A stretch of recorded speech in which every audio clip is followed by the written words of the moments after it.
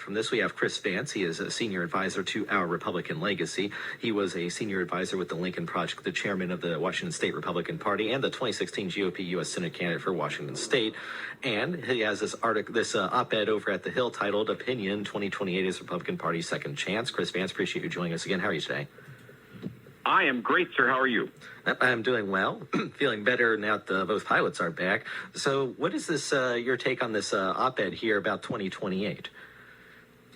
Well, we were trying to make a point, and I'm the author of the piece, that a lot of people need to start focusing on the fact that just over the horizon is going to be a major war for control of the Republican Party. Donald Trump will not be the Republican nominee in 2028. For the first time since 2015, there's going to be a real debate within the Republican Party and the conservative movement about where we want to go. And we're trying to encourage our fellow Reaganite traditional Republican conservatives to get re-engaged, get ready for the fight. Yeah, and there was a CPAC straw poll that was done, like they do every year, that put J.D. Vance as the favorite. But, you know, that doesn't mean he's going to be solid in. That doesn't mean that other Trump people are going to be like, well, Trump's not on the ballot anymore. I've done my 10 years. I'm out of it. And certainly we've seen what can happen when you have, weaker candidates that get no support whatsoever in the Virginia election, where last year a third of Trump supporters just sat it out because there was nothing there appealing. And not only that, but the candidates there didn't even seem to make much of a case, because I was sitting here, I'm in Virginia, I was watching the ads, I saw the debate. It's like, well, you're not really doing much outreach, guys. What's going on here? It just seemed like there was just no enthusiasm. But then that's a possible consequence of Trump not being on a ballot that the GOP will need to overcome. Well, that's right. First of all, conservatives like me, we're not at CPAC. That's a crowd of hardcore MAGA supporters. And there's a ton of traditional conservatives out there who want the party to return to being an actual conservative party, a party that doesn't support massive tariffs, that actually worries about the debt. I mean, this president and these Republicans have added $3 trillion to our debt since they took office. And I mean, traditional Republicans who support NATO and want us to stand against Russian aggression. So those type folks aren't at CPAC, and they're not going to support J.D. Vance.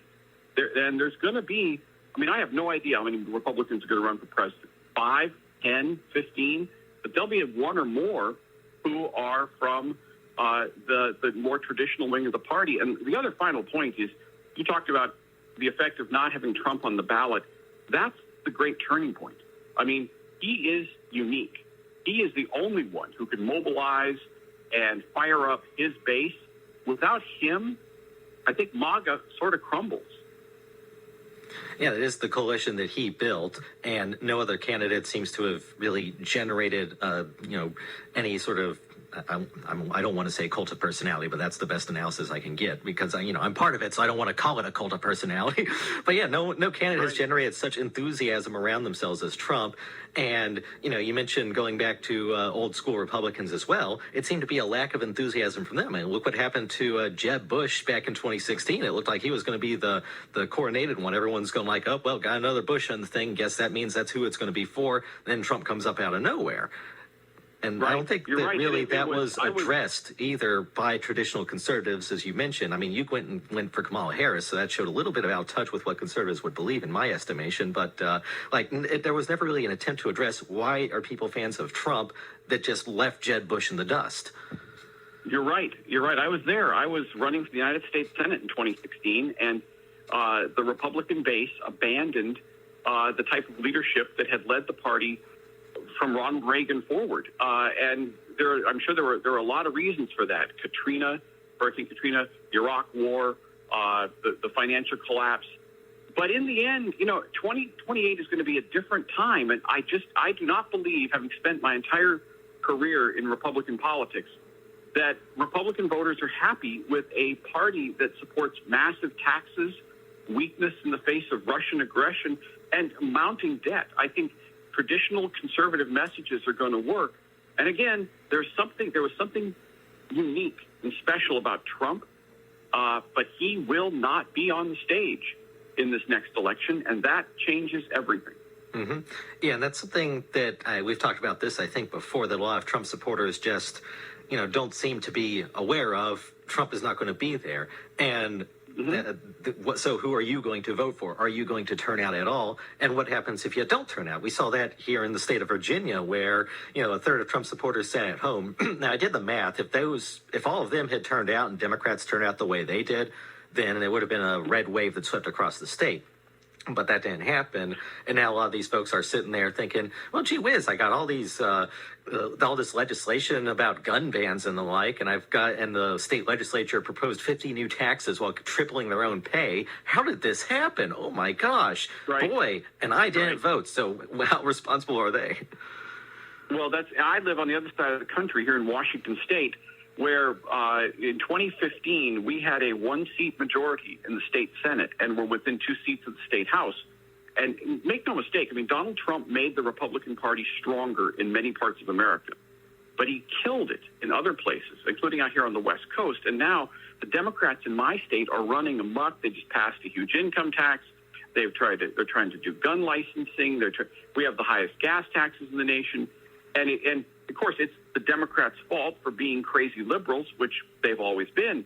But now the Republican Party is so weak that we can't even challenge them. So there's going to be a major battle, actually, in both parties over which direction they should go. The Democrats are going to have a war between their socialist wing of their party and the more moderate wing of their party. And we are going to have a war between, I think, the traditional Republican, Reagan, Bush people who are going to want to come back, like me, and more MAGA supporters. And I cannot predict who's going to win, but people need to understand it's going to be a fight, and it's coming. And it seems that Democrats are just really better at unifying themselves and coming up around unifying themselves as between their different ideologies and coming up with some kind of weak solution that satisfies all. Of course, it didn't work in 2024 for their party, according to their own moratorium.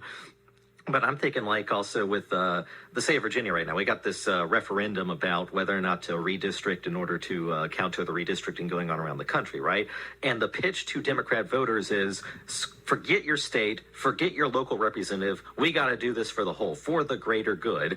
Whereas Republicans are like, no, I want my piece here. I want my little district to be helped. I'm not concerned about entirely the nation. I'm, a representative government. Who would have thought? I want a representative government that represents my interests as well somewhere, as opposed to just being unified behind whatever the party says. Right. The only thing that holds either together is Donald Trump. The only thing holding the Republicans together right now is a devotion to Donald Trump. The only thing that's holding the Democrats together is their hatred of Donald Trump.